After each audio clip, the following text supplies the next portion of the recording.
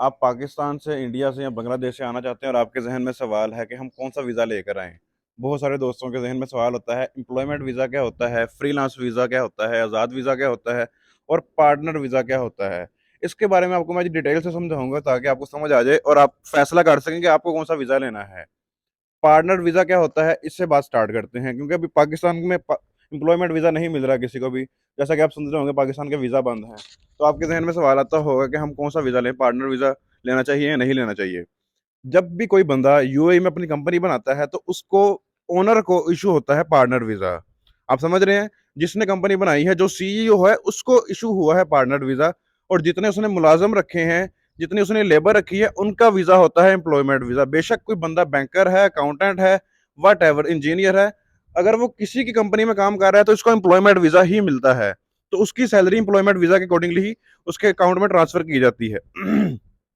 अगर आपके पास किसी कंपनी का पार्टनर वीजा है, आपने किसी भी पीआरओ से, किसी भी शख्स से वीजा इशू करवा लिया है जो कि पार्टनर वीजा है, तो इसका मतलब है आप किसी भी एबीसी, किसी भी वट एवर कंपनी के सीईओ हैं, पार्टनर हैं, आपको एम्प्लॉयमेंट वीजा नहीं मिलेगा। फिर आपका वो पार्टनर वीजा है। अगर आपने खुद काम करना है, एज अ फ्रीलांसर अपनी मर्जी से काम करना है, किसी भी जगह पे कॉन्ट्रैक्ट बेस या किसी तरह से भी आपने सर्विस बेस कुछ भी काम करना है जिसमें आपको किसी की कंपनी का एम्प्लॉय नहीं होना पड़ता, तो आप पार्टनर वीजा ले सकते हैं। लेकिन पार्टनर वीजा के बहुत सारे नुकसानात हैं।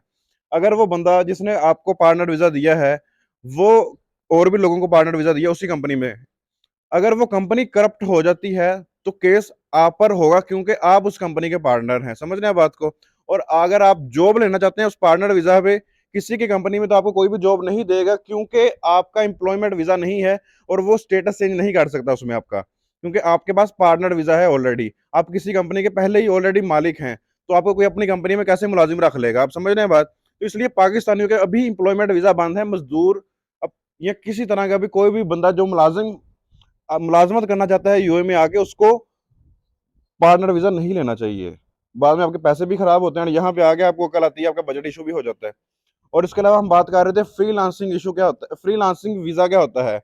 फ्रीलांस वीजा एज सच कोई भी ऐसी टर्म नहीं है जो यूएई ने बनाई होगी ये फ्रीलांस वीजा है। कोई भी कंपनी आपको वीजा इशू करती है, बेशक कोई भी कंपनी है, वट एवर इट इज, वो बेशक पीआरओ की कंपनी है या एग्जैक्ट कंपनी है, बिल्कुल एक्चुअल कंपनी एग्जिस्ट करती है जो कि काम दे रही है लोगों को। आपने उस कंपनी का वीजा लिया, कुछ टाइम बाद आपकी उस कंपनी के साथ नहीं बन सकी किसी भी वजह से, उस कंपनी को आपसे कोई इशू हुआ या आपको उस कंपनी से इशू हुआ, उस कंपनी ने बोला कि आप काइंडली किसी और जगह पे काम कर लें, वो आपको एक एनओसी सर्टिफिकेट दे देते हैं, एनओसी लेटर दे देते हैं, नो ऑब्जेक्शन सर्टिफिकेट, कि हमें आपको वीजा दे दिया है लेकिन हमें कोई इतराज नहीं है, आप किसी के पास भी जाके काम करें। तो उसको लोग फ्रीलांस वीजा बोलते हैं, कि अपनी मर्जी से काम कर रहे होते हैं। तो उस वीजे को फ्रीलांस वीजा बोला जाता है, कि अपनी मर्जी से काम करना है हमने।